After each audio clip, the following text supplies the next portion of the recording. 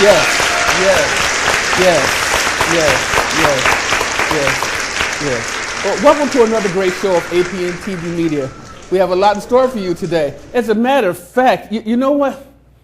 I have a dynamic book here, and I would say it's a, excuse me a moment. You know I'm out of breath now. After start talking about the stairs, I'm out of breath. That's good, so your subconscious is burning more calories. Really? Yes. Weigh yourself in tonight. My subconscious is helping me burn more calories. Hey, if it works. Well, I'm definitely watching my weight. It is not extracting. What about you? I've been working on it too. I've been running up and down stairs. Yeah, I have been ready to go get my coffee. 2 blocks! Yeah. 2 blocks, 2 blocks, everybody, who went to get my coffee. No, not across the street. Well, the stores were closed for some weird thing the other day. But Bob went 2 blocks Thank God to for get Uber. me a cup of coffee. And by the time he came back, there was no cream in it. But it's okay. Anyway, nevertheless, and the reason why I was breaking the ice because one of the things about this, from breaking the ice, is breaking free. And breaking free, we have love dependent. Well, the title itself is Love Dependent, Breaking Free, Regeneration. And this is by an upcoming author, Brenda P. Lewis, or I shall say now she's a renowned author, Brenda P. Lewis. This book, however, is pretty intense. But also, I have to say, thank God she got out of it alive because she's been through some serious tripped out stuff. You know what I mean? Serious. Now, this is not just, and that's why I threw an extra mile in this one. It is not just for women per se, but it also shows how the men act.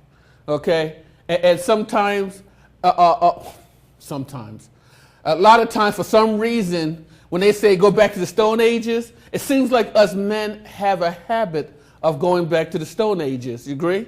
Go back to the Stone Ages and act the fool. Literally act the fool. I know the Bible says don't say that, but the Bible can extenuate when you're acting the fool, and you got to come out of it, like I say, thou fool. This day is required of you. And it could be required of a person when they're treating somebody wrong, and in that day, everything about their life changes. Do you understand that? All right, on that note, I'll see you in a little bit. We'll be right back. You got anything to say? I think the book's hugely inspirational in the spiritual what way. I'm taking it as. So I'm excited to cover that with Brenda. Very good, very good. Okay, and we'll be right back after this.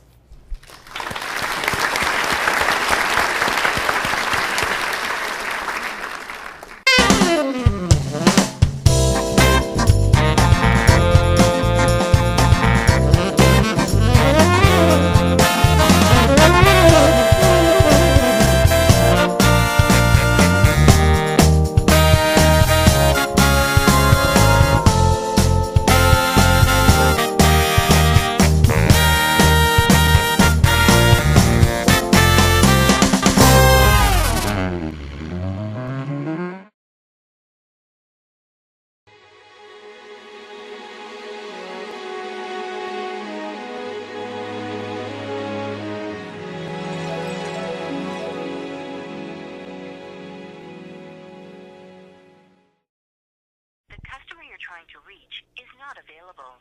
Please call back 19T2. The customer you're trying to reach is not available. Please call back. Data transfer complete. The world has turned against this. They have not done it. Oh my. There has been...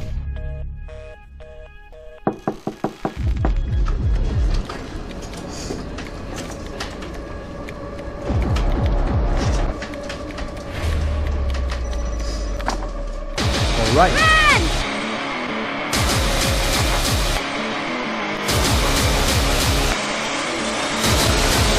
Forgive me, Father, for I have sinned.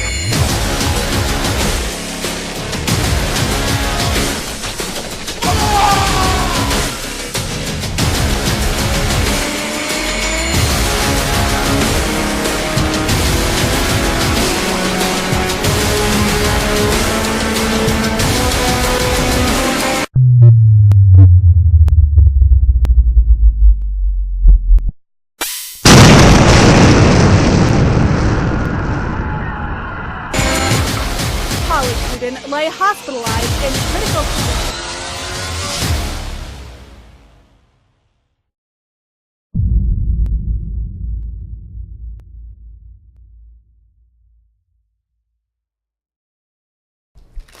Welcome back, welcome back, welcome back.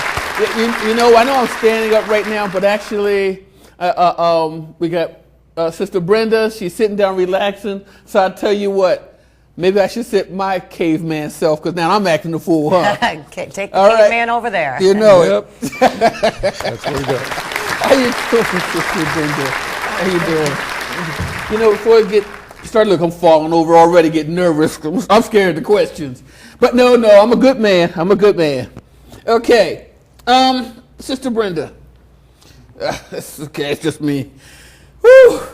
And ever since she talked about the stairs, you know, I've been trying to exercise, but I had enough about me.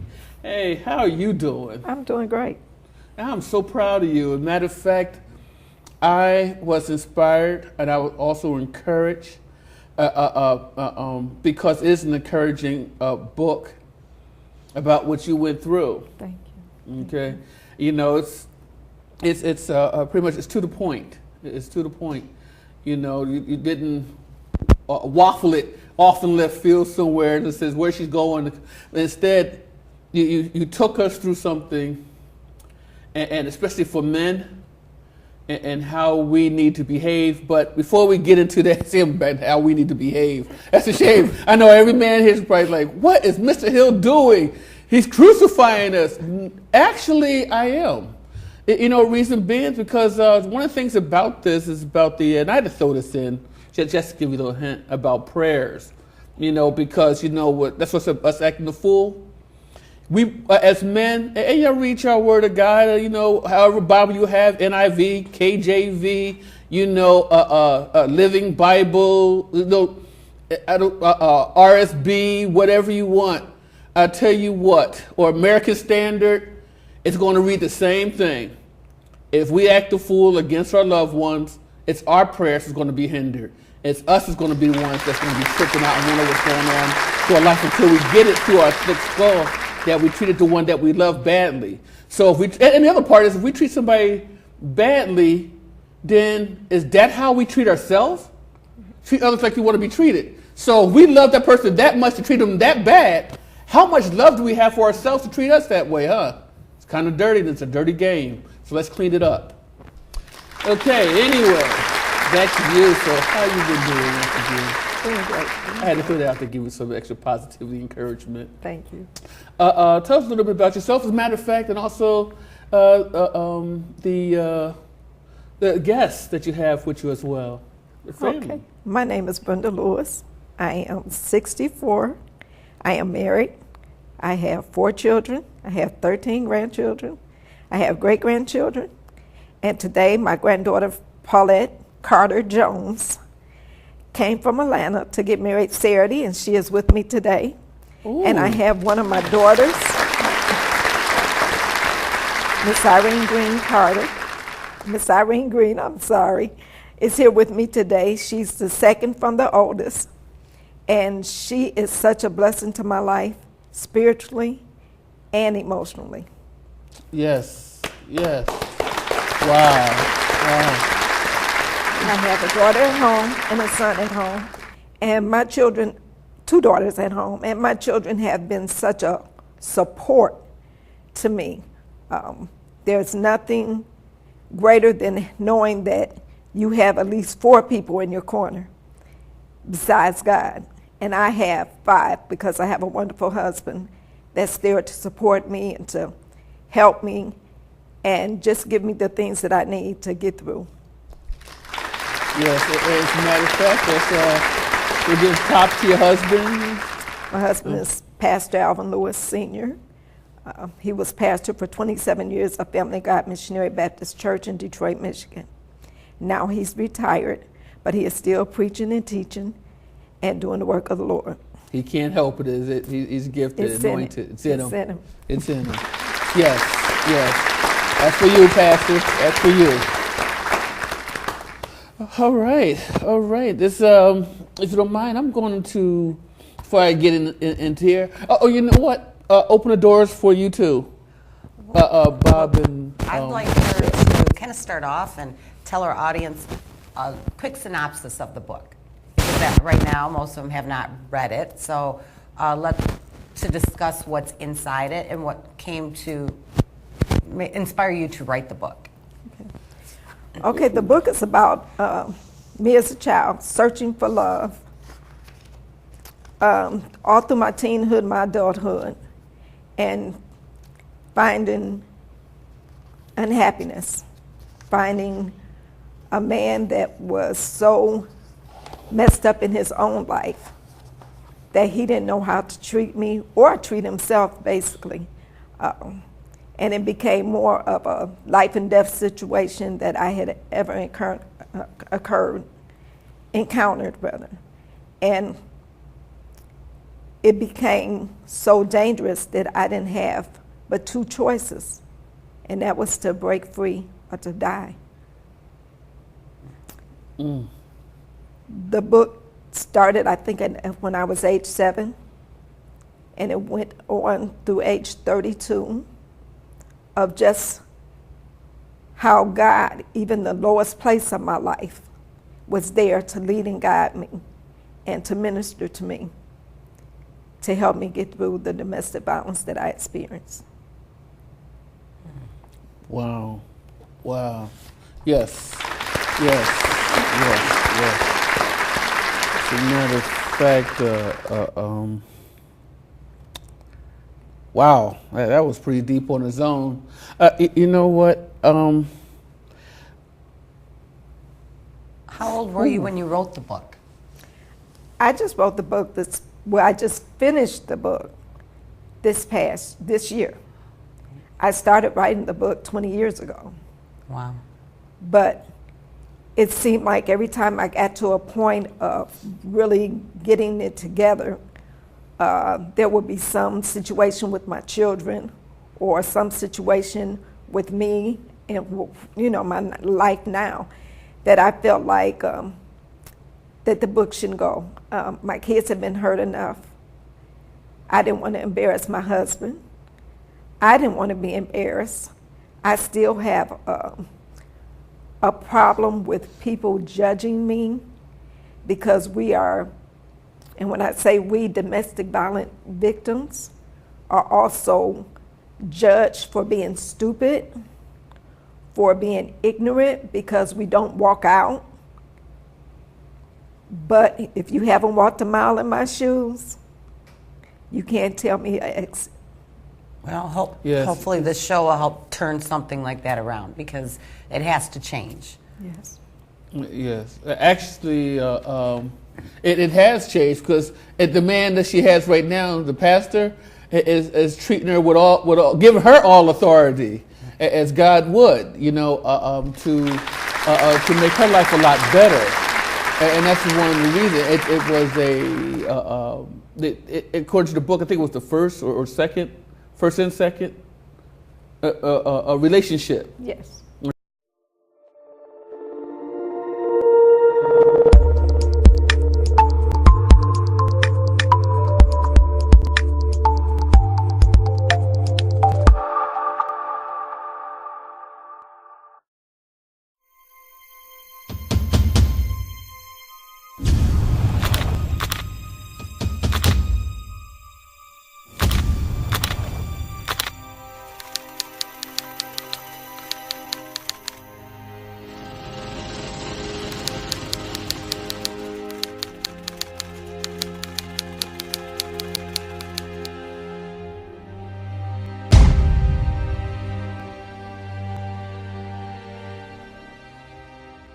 You know what? And I definitely understand where you're coming from.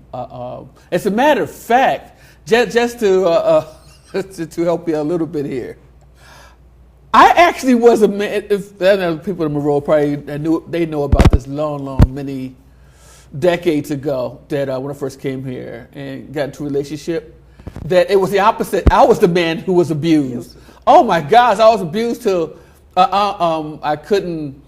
I had to go be in bed at a certain time. I couldn't brush my teeth unless it's a certain time. If I got up to write something, because I couldn't help it, and I said, oh my goodness, I know, guys, got me to write something. I got to write it. And I get up, and she would throw this lady threw statues at me, big old statues. Go to bed. I said, no, what happened if it's the Holy Spirit wants me to get up? And she says, but I said something. And I was like, oh, no. So there was one time that I got cut. I mean, literally. As a matter of fact, my hands got smashed in the door because I was going to leave it and right outside. Really right outside. Not leave to go somewhere. And she had slammed the door on my hand. And it went through my fingers. It actually went through. And then she released the door, and blood was trickling down. And I went back in and says, I'm going to call the police. She said, call the police. So I called. They came in, and they said, what seems to be the problem, since they knew her beforehand, I didn't know. Woo, danger life. I should have yelled out, stranger danger, stranger danger. Probably would have had more coverage from the police. Yes, and oh, that's the funny part. And my hand was trickling blood, still trickling blood. They looked and they tried not to laugh. And I said, she did this to me. And they started laughing. And she said, I'll cut you if you don't come to bed. And I said, they just kept laughing. I said, I'm getting abused here. And they kept laughing. And I'm going, what is so funny with this? Because it's very rare that you see a man getting abused. Very rare. Not as rare as you think. That's what. Now, this was in my younger days, okay? This is my younger days. I was in my 30s or something like that. And here I'm in my 50s, all the kids growing, grandchildren, all that stuff. But back then, it was like an area, and there's a gray area because the term, and this is why I share this to make it a lot easier for you. And you're right. This is in our television media. We like to promote positivity as well. Okay, we all have been through some areas in life, and I feel this is where these open doors that God gives for a person that they have, that they can be able to share it. Okay, because He wouldn't put you on here if somebody didn't have no testimony to help reassure, like, here, I'm with you. You know what I'm saying? I said, let's do this because I'm here with you. Okay, so one of the things about and I'll give you back the floor, but one of the things about, and I want to share everybody about the positivity and have you and I can gravitate in a positive measurement, is because control, because of judgment, even people that look at it and they judge a person, that not about looking back at themselves, but the judgment may be so incorrect because they say, how long will it take you, and this and that. And the number one thing about control, if a person can get a foot in the door, okay, because I do seminars about this, and also I also help the battered women, okay, and I don't want to get about the book I wrote about it, but a man write a book to help. Interesting, because I was a man who got abused. Is that there's certain stages of control. If a person can get you in control by their voice or their action, that little small steps, to play with you to see if they can get that control of the atmosphere and start putting you around their type of people in their world, in their environment. So you can say, yes, you can do this. Yes, you can go out late at night. Yes, you can hang out with old Dracula. And then like, well, I can just step on a little bit more. And that's when they start stepping on your toes and start stepping on you, like you're their footstool. And it starts growing more. And you're like, but I thought you loved me. But after that period of time, they've been nicking at it so much that the children will start noticing. The children's attitude will start changing to the parent that's being controlled and abused. Okay? So by that time, you look at the children, and you're like, oh my God. And then they'll ask, well, why did you wait so long? Well, one, I might have had a job. The other, I have children, and I had to look towards them. I have to think about all these grounds. And the third is, I thought the problem was him, and maybe he needed to get help. Maybe he had an addiction problem. Maybe he had an alcohol problem. Maybe it was something like that. But now it went to me. So please don't judge me when I have all this in my world and you're just telling me just break free, because my 2-year-old can't stay there by themselves. And if I try to go for help at 1 or 2 o'clock in the morning, you might tell me the shelter is closed. So there's a lot of avenues that makes a person close within themselves. And that's what I said. It's not about a judging a person tactic. And I do not encourage or nor do I condone people judging someone for their actions, because if a person was in Utah in the country somewhere and can't get out of it and the police are about 5 miles down the road, you might as well just write your last will and testimony, because that's 5 miles hiking trying to get there because somebody decided to go get a donut after a 5-mile trip. You understand? So don't judge people by you see their actions. Find out what's going on first, and be the person that says, well, if you can't, maybe I can help you find a solution. Exactly. All right? Yeah, let's do that. Let's do that like that. All right, that kind of clears the judgment for you. See all that? Woo! Okay. You know what? What I was going to look at is what inspired, to write that book. Why did you decide to write that book? Honestly, a few months ago, a talk show came on, and it has 5 women on there, and the topic was domestic violence. And as they began to talk, one of the hosts of the show began to cry. And as she cried, her body just kind of shrinked. And I looked at her, and I saw myself.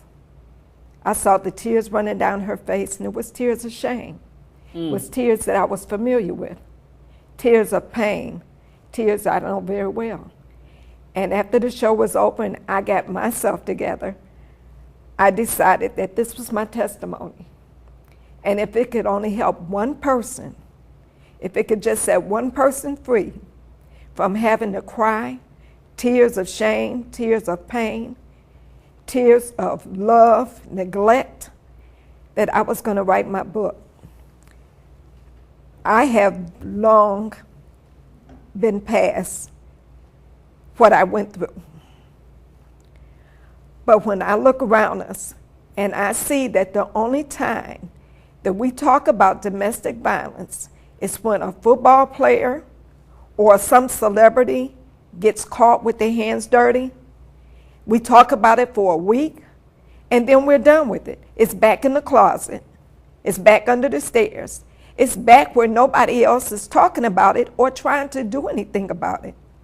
We spend a lifetime trying to find cures for all kinds of diseases, and we should. We should. But we also need to find cure and a help. To every hour, there are at least 4 women dying from domestic violence. This is not yesterday or just today. This is something that has been going on for years. And yet we don't talk about it unless it comes to our front door. Well, it was at my front door. It was at my back door. It was at my side door. And it's time that we talk about it. It's time that we got real about it.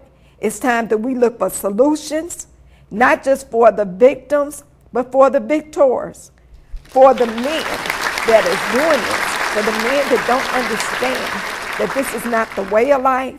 It's not okay. It's not okay. It shouldn't be okay with anybody. They need help, and the women need help. But most of all, the children that is brought and caught in the middle of the mother and father, they need to be saved.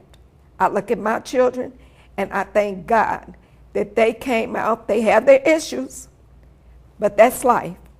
But they came out knowing that they were loved. They were never taught hate from one parent to the other. They were loved by both parents. The situation that I was in was with me and him and not them. But too many children are caught up in the middle of these parents, and they're being used, they're being abused themselves. And nobody is crying out, nobody is saying anything. And when a woman goes, it's that she's stupid for staying there. She's dumb. She doesn't have any value. Well, you're right. Because the more you feed the negativity in a person, and I don't care what person it is, if you keep feeding them negative thoughts, negative things, that's what's going to be inside of them. They're no longer human. When I was going through domestic violence, it wasn't about me because I didn't exist anymore. It was about my children and about him. And it was about my children because I never wanted them to be involved.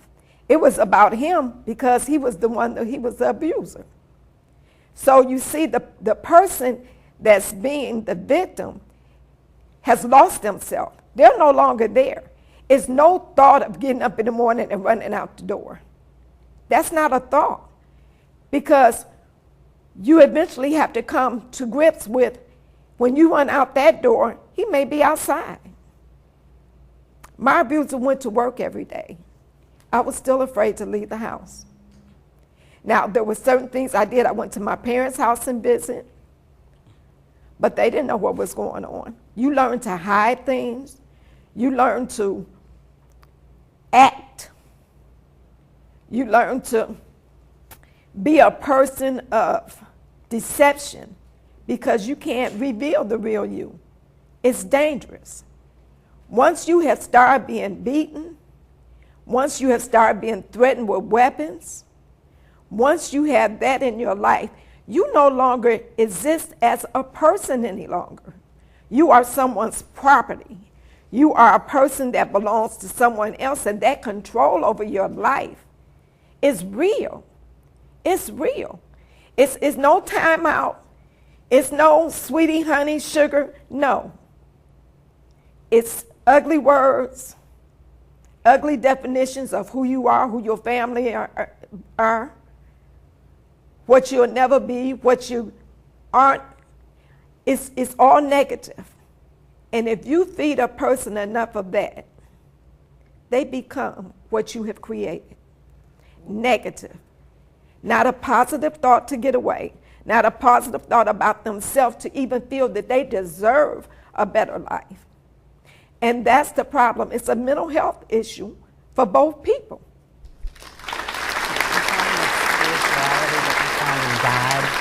And your strength with him, that was the reason that you were able to come out of this situation? That gave you the guts? That gave you the courage? That was the only reason. The only reason. I mean, we try everything, and we usually try God last. In my case, my mother knew something was going on. She didn't know exactly what. I was going to church every Sunday. I was going to church every Sunday. But I was not open to God being in control of my life. Once the domestic violence got so bad, I mean, you don't have a choice. You don't have a choice. I was praying, but the times that I was praying for him. I never once prayed for myself because I didn't exist. How did the neighbors and friends of yours not know what was happening while it was happening? Because when I had made friends, they would come around and he would be so negative and nasty to them, so they wouldn't come back. Oh. Neighbors don't get involved. This was back in 1977 through 1975. They don't get involved in things like that then, you know. I had one friend, a girl I met at church. She was struggling raising 2 kids by herself. And we became friends, and she would come over and he would say all kind of nasty things to her, but she never stopped coming. She was my hope. She was the one that stood by me no matter what he did or said to her or what he did or said to me. She was the one that was there. But when I opened up my heart to God, and I had to go live in a shelter with 4 children, it was mind-blowing to me. I didn't know about a shelter. I never heard of a women's shelter. My parents have been married 66 years, and they argued. But my mother never had to leave and go to a shelter. You know, I was getting ready to mention that. I'm glad you said that. Generally, see, I'm originally from Philly, so I'm, a city boy. And I remember something about that. 'Cause my parents got divorced, and I remember the first fight, that I thought it was in the basement, but it was kind of funny anyway. I mean, it wasn't funny. They both passed on to glory. He had, he was holding her, and all we could hear is that he said, "Ow!" and she kicked him somewhere. And then all you hear is my mother says, "Steve, Eric, and Victor, come get your dad." Like she was done beating up with him. But, they both had their spouse. And I know, maybe I can, what I'm getting at is that from 1938, 39, I'll just say 1940, from 1940 to 1977, and to the beginning of 1978, that it was more, and look at statistically, it happened, that it was more of like the, who was it, James Brown "It's a man's world" thing. And a woman do not step up to a man back in that era. It was all about the man this and the man that until the war came on and the women took in that responsibility to help out in the war, where it showed that they could actually become equal to a man without the men really realizing that they were equal, because they were the ones making the missiles and the bullets and the airplanes. 'Cause I'm an aircraft technician also, and they've made the aircraft wings and all that stuff in the pylons. And I'm going, wow, they did all that from back then. You remember the lady with the muscle arm thing in the armpit? Think about it and know about the history, because that was an open door for equal opportunity, that we did the same, we should be treated the same. Instead, the man, like I said, the caveman remained dormant. He was dominant back then, didn't elevate in the mind, and kept doing it. So the people who never thought, there were certain levels about abuse, it really wasn't there, because no woman, and it's the truth, I'm glad you said that. I had to bring it back a little bit here. Back then, no woman was ever to step up to a man or say anything to anybody what was going on in the household. So there was no way back then that a woman could have stepped out to realize how much control she was in, because she literally, back in those days, especially in the early 70s, that they would have been dead. And in the area that you lived in, and the town or the city that you're in, it would never happen, because first of all, a man will not allow another woman to talk back to a man without his buddies getting on him. Because, oh man, you better check your wife out, man. You know what I do to my wife? And then he'll turn around and do the same thing out of ignorance. That's what I say, we were in the cave. We were cavemen still. Until it came out, well, there's a changeover. There was no such thing as going to a shelter behind that. Very few women was ever to make it statistically, look at the news, ever statistically make it to a shelter and get away from their man back in the, matter of fact, it was the late 50s, not even the 40s, because in the 40s and the early 50s, if the women left, they were homeless out in the street. It ended up being either on drugs, pimped out, or you name it. Come on, look at the news. And then, come on, study your history. And then from in the 60s, you went from the 60s, including when the war came in. If you didn't help out in the war and you still try to get away, those things will happen. Because there wasn't really a shelter built for women. It wasn't like that. But when you hit into the 70s, it was all out crazy. When we start learning, the women start realizing, hey, I am somebody. And how do I come out of it? But guess what?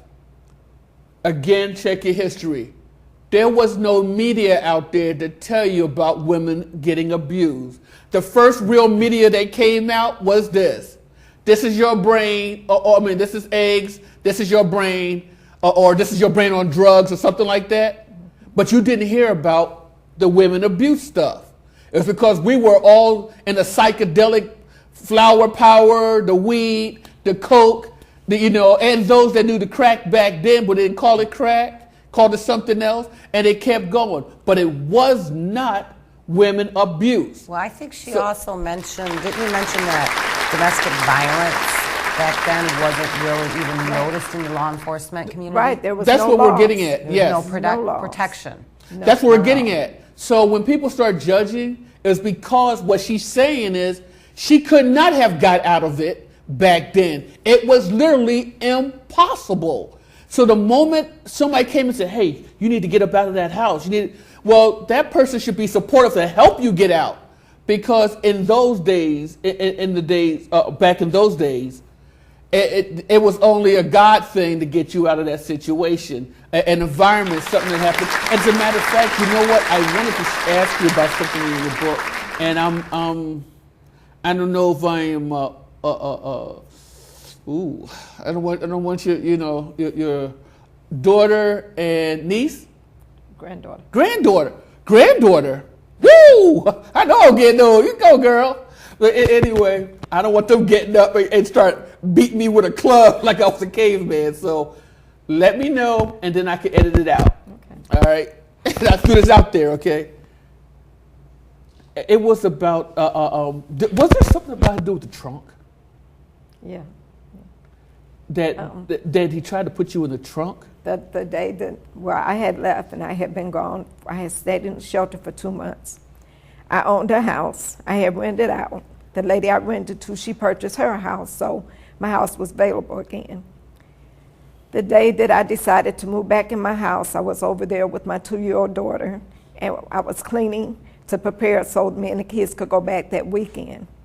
And he came in, he came to the door, and I didn't have any fear because at this point in my life, I had opened my heart up to God, and I had just opened my heart out to God. And I had just opened up enough where I just wanted God to take control. And my thoughts at this point was on the happiness that me and my children were experiencing now that we were free and starting a new life. I was cleaning and preparing the house for us to move in. He knocked on the door. I went to the door and I saw him. I opened the door and he asked me, was I moving back in? And I said yes. And he was telling me that he was off of drugs and that he had got in school. He was going to nursing school now and he wanted us to get back together. And I told him no. I said, I'm not going to do this to my kids again. I can't live like this again. And no. And I told him, I said, I'm proud of you and I'm happy for you. This is going to be good for you. And he said, okay, I understand. He turned and he started walking towards the front door. When he reached the front door, he put his hand on the knob and I just got sick to my stomach. I knew then he was going to kill me. He locked the door and came after me. I ran through the house and ran out the side door. I got 3 houses down, and I remember my baby was in the house. And so I turned around and I went back. I told him to put her outside in the backyard where it was gated and locked. And he said, no, she's going to watch you die. And those weren't the words that he used, but that was the sum of it. And he began to beat me and beat me. He beat me so until I couldn't even feel the licks any longer. He beat me to the point where there was blood spewing from my mouth like a fountain. And I began to pray. It's okay. It's okay. And I asked God to help me. I told God, you give me 4 children. Nobody's going to love them and raise them like me. Lord, please help me out of this. And he continued to beat me. I started saying the Lord's Prayer. I didn't realize that I was saying it out loud, but I guess I must have because, thank you. He said, oh, you calling on God? I want to see him come down and get you, save you, because I'm going to kill you. B. He continued to beat me. As I looked at my baby, she was kneeled on the floor right beside me. She never said a word. She was just staring into my eyes. And I kept looking into her eyes, trying to comfort her because I couldn't do anything else. He beat me until I saw nothing. It was just like people talk about the light. I saw the light. It was nothing but a bright light. I didn't see any people. I didn't see God. All I saw was a bright light. And when I saw that bright light, I kept saying, oh my God, I'm dying. I'm dying. What's going to happen to my babies? And I continued to pray. And all of a sudden, I started fighting back. And I fought and I fought. And he grabbed a ceramic figure that I had in the house. And he started beating me with that. We fought through the house and tussled through the house to the kitchen, which was right off of my back door. And he pulled a knife and he started sticking me with the knife. He didn't stick me enough to stab me, to damage. He said that he was going to torture me before he killed me. And so he just stuck me in my stomach with the knife, enough to draw blood. I was trying to pull a pipe from behind the stove, and I couldn't get it. He then drugged me, started me out the back door, but my back door had a gate on it. And so all I could do was to take my legs and stick it through the gate. So each time he got a leg free, I had my arms through the gate. Each time he got my arms free, my legs were back through the gate. I was fighting for my life. His car was parked behind the house with the trunk propped open. He said that he was going to put me in the trunk and bury me alive. By this time, I was so beaten that when I heard the knock on the door, to me, it was just like a whisper. But evidently, it was louder. And my oldest daughter had left school. I don't know why. But she had left school and she saw his car parked in front and back of the house. And so she ran in and she started beating on the door. And she ran next door to try to get the neighbor. The neighbor said he was going to call the police, so she came back and was just beating on the door and screaming. And it frightened him enough to jump in his car and leave. So at 9 years old, I lost my life searching for love. And at 9 years old, she was able to save my life because of love. My children, like I said, they have been such an inspiration to me and a help to me and a blessing. My daughter Irene and my daughter Rodney, they got in my car and they drove 4 blocks to a police station with me and my 2-year-old in the car. They drove me up Gratiot Avenue to the police station, 4 blocks at 7 and 9 years old. And that's why I believe it's the will of God for us to live our fullest and give him our best.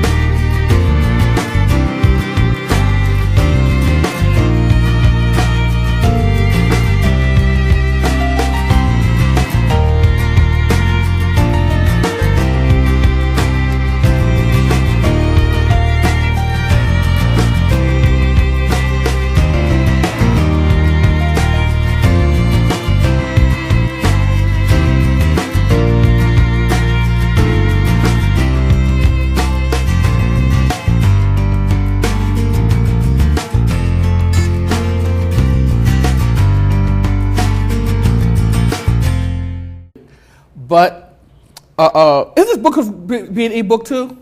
Yes. Yes. Well, start checking. You'll be shortly in a few days. You'll start seeing this book in ebook as well. Okay. As a matter of fact, by the time you see the show, it'll be already in ebook. So I'll tell you what. Look for Brenda P. Lewis. Book titled "Love Dependent, Breaking Free, Regeneration." Yes. And definitely glad to have you on the show. As a matter of fact, do we have another question maybe we want to ask her? I kind of wanted to know if she had any advice for anyone who might be going through the type of situation as this. I mean, on where to go or how to outreach or what they can do now, what's available now. First, pray. God died for you. That gave you worth. His relationship with us is so personal and so deep that he loved us enough to create only one of us in this whole world. That gives you value. He also knows the number of hairs that's on your head. That gives you love. Seek God. Trust God. Pray. Plan. Find someone that you connect with, that you can trust, that will help you. Pray some more and be safe in making your escape. Do not stay. Love builds up. It doesn't beat down. Love is putting the other person first. And if you're with the abuser, then you're not being put first. You cannot change him. As much as you think you love him, as much as you think that you're his everything, he needs help. You need help for your children or whether you have a child. Love yourself enough to leave. Love yourself enough to value your life and know that God has a plan for you that's much greater than anything that you can imagine. Be safe, get free, and get whole.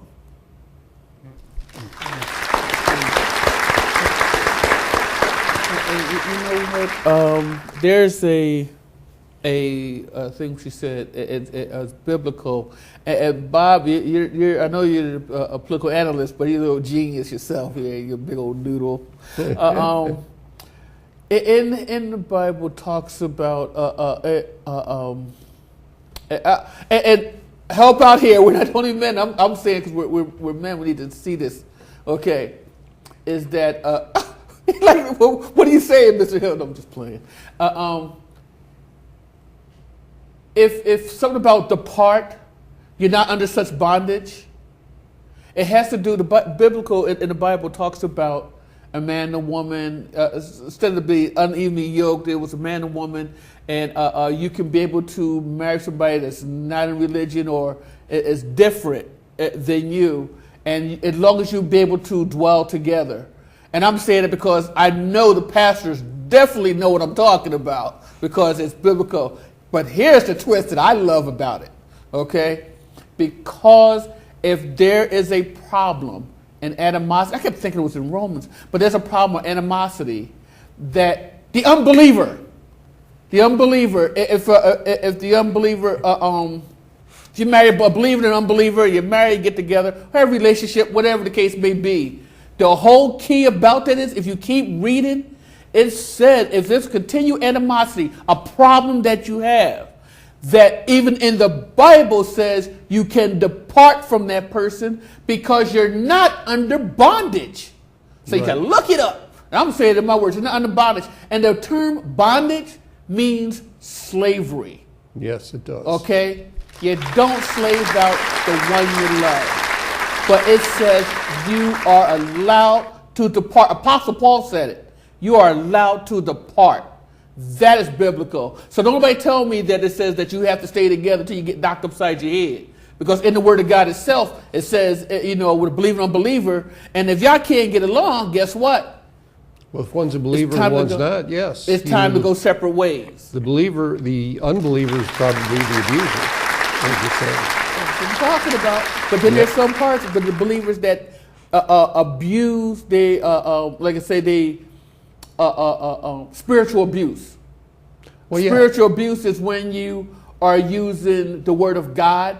That's where it comes up more so with Well, a believer. and the thing is, too, an Elmer Gantry you could say he's a believer, but he's And more check of an this out. unbeliever. Say if I went home right now and I said, honey, you know what? Because I believe in God, I'm the man of the household. I command you to do those dishes because I'm the man of the household.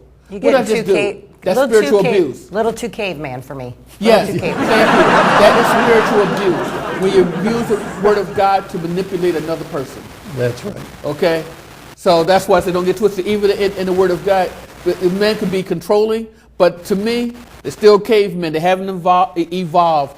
And men, if you feel somehow come out of the drugs, I've been there, come out of the alcohol, whatever, at that moment, just like the time the pig, was a lesion, when the guy was kicking his own behind, he was scratching himself up, cutting himself, whatever, and he saw Jesus afar off. You know what's interesting is, if you get that little break in your noodle, that little break that you can see that you're doing something wrong, go get help. That's what he did. He went and got help, or saw that, and he saw Jesus in the midst of all of it. Think about it. Yep. Think about it. Legions many. So if you got a lot of problems within you, I'm telling you, I'm being real with it. If you got a lot of problems within you, and you find yourself, beating on your spouse, besides beating yourself up in your head with all the other stuff you're dealing with, but beating on your spouse, take a moment and realize what's happening. That you have become an abuser, and it's time to come correct and go get help. And on that note, you're a blessing. You're a blessing to us all, and an inspiration. Okay? And I'm putting you out there because you did right. I mean, you went through it, and nobody should judge you about anything like that. You went through it. God had you survive for a reason, to be a testimonial to others. Okay? And you going to be continual testimonial to others. Because that's so real. I don't know why the trunk thing stuck to me, because that was like, oh man, whoo, how did she get out of that one? But it took a 9-year-old to find love for a 9-year-old to bring back that love. See, I remember. You're a blessing. Love you, Sister Brenda. Thank you. Any one of you, because on that note, we're closing out. Brenda, I think you're a very beautiful woman, and I thank you for your inspiration and for sharing your story. And that I feel that by doing that, it is going to help more than one person out there. Thank you. Thank you. And congratulations. I'm glad to have you here as well. And you get to know what, everybody? I need to shut my caveman self up, huh? Caveman. And on that note, we'll see you next week. God bless and be Christ motivated. Take care.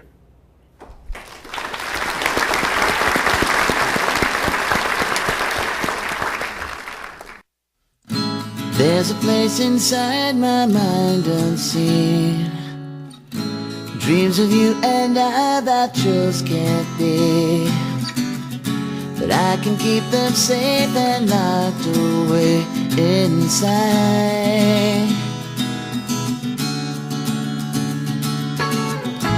In a perfect world where I controlled it, give me your heart there and I would hold it. But I know that just can't be reality. But please, don't you wake my daydream, 'cause it's so real it seems.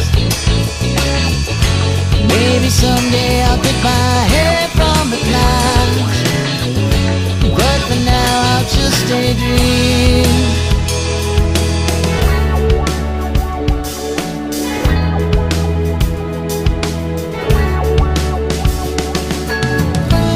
If you said to jump, then I will do it. Right into the fire and walk straight through it. If you knew, I bet that's just what you would say. I Guess the only thing for me to do is never let you know just how I'm feeling. 'Cause I don't want to know if you don't feel the same. It's a shame. Don't you hate my daydream? 'Cause it's so real it seems. Maybe someday I'll get my head from the clouds, but for now I'll just daydream. Daydream. Daydream.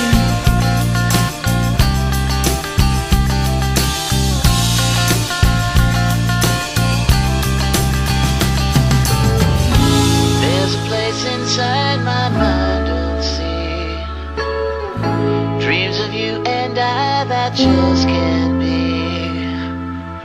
but I can keep them safe and locked away inside,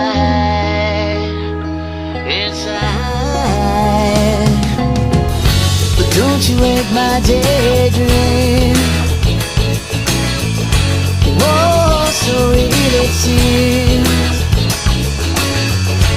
Maybe someday I'll get my head from the clouds, but for now I'll just daydream. Don't you hate my daydream?